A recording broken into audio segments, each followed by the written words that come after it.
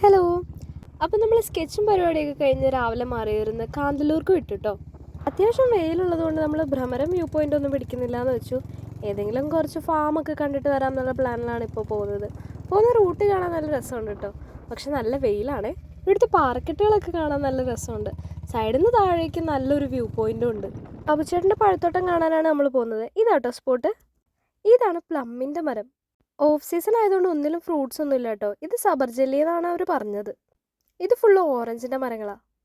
Fruits കാണാൻ പറ്റാത്ത വിഷമം ഞാൻ ഫ്ലവേഴ്സ് കണ്ട് തീർത്തു. ഇവിടെ ഒരുപാട് വെറൈറ്റീസ് ഓഫ് ഫ്ലവേഴ്സ് ഉണ്ടായിരുന്നേ. ഒരുപാട് വെറൈറ്റീസ് ഓഫ് ഡാലിയ ഉണ്ടായിരുന്നു. ദേ ഒരു തേനീച്ചിരിക്കണുണ്ടോ. അമ്മയ്ക്ക് ഡാലിയപ്പൂക്കൾ ഒരുപാട് ഇഷ്ടമാണ്. അതുകൊണ്ട് ഞാൻ കുറച്ച് സീഡ്സ് ഒക്കെ ഇതിന് അടിച്ചു മാറ്റി വെച്ചിട്ടുണ്ട്. ഇത്ര തിക്കായിട്ട് റോസ് നിൽക്കുന്നത് ഞാൻ ആദ്യമായിട്ടാണ് കാണുന്നത്. ഇതിൻ്റെ പേരറിയാമെങ്കിൽ നിങ്ങളൊന്ന് കമൻറ്റ് ചെയ്യണേ. പൂക്കൾ എപ്പോഴും നമ്മുടെ മനസ്സിനെ സന്തോഷിപ്പിക്കുന്ന ഒരു കാഴ്ചയാണല്ലേ. ഒക്ടോബർ ടു ഡിസംബർ ആണ് ഫ്രൂട്ട്സിൻ്റെ സീസൺ എന്നാണ് ഇവർ പറഞ്ഞത്. നമുക്കെന്തായാലും നെക്സ്റ്റ് ടൈം പ്ലാൻ ചെയ്തിട്ട് വരാം. ഇവിടെ ഫുള്ള് അപ്പൂപ്പന്താടി കേട്ടോ. ഡാലിയ കണ്ടിട്ടും എനിക്ക് മതിയാവുന്നില്ല. ഇവിടെ വരെ വന്നിട്ട് ഫ്രൂട്ട് കണ്ടില്ല എന്ന് വേണ്ട. ഇതാണ് ബ്ലാക്ക്ബെറി. ഞാനത് ആദ്യമായിട്ടോ കാണുന്നതും ടേസ്റ്റ് ചെയ്യുന്നതും. നല്ല ടേസ്റ്റാണ്, എനിക്കിഷ്ടമായി. എന്തായാലും ഇവിടെ വരെ വന്നതല്ലേ, കുറച്ച് കാഴ്ചകളിലൂടെ കണ്ടിട്ട് മടങ്ങാമെന്ന് കരുതി അവിടെയുള്ള അടുത്തുള്ള ഗ്രാമങ്ങളൊക്കെ കാണാനായിട്ട് പോയേ. കാണാൻ അത്യാവശ്യം ഭംഗിയുള്ള പീസ്ഫുൾ ആയിട്ടുള്ള നല്ല ടൈം സ്പെൻഡ് ചെയ്യാൻ പറ്റിയ ഒരു സ്ഥലമാണ് ഇവിടെ. പക്ഷെ നമ്മൾ വന്ന ടൈം കുറച്ച് മാറിപ്പോയി. നെക്സ്റ്റ് നമ്മൾ പോയത് ഷെൽജി ചേട്ടൻ്റെ സ്ട്രോബെറി ഫാമിലേക്കാണ് കേട്ടോ. ഇവിടെ ഒരുപാട് ടൈപ്പ് പൂക്കണ ചെടികൾ ഉണ്ടായിരുന്നേ. കൂടുതലും ലില്ലീസ് ആയിരുന്നു.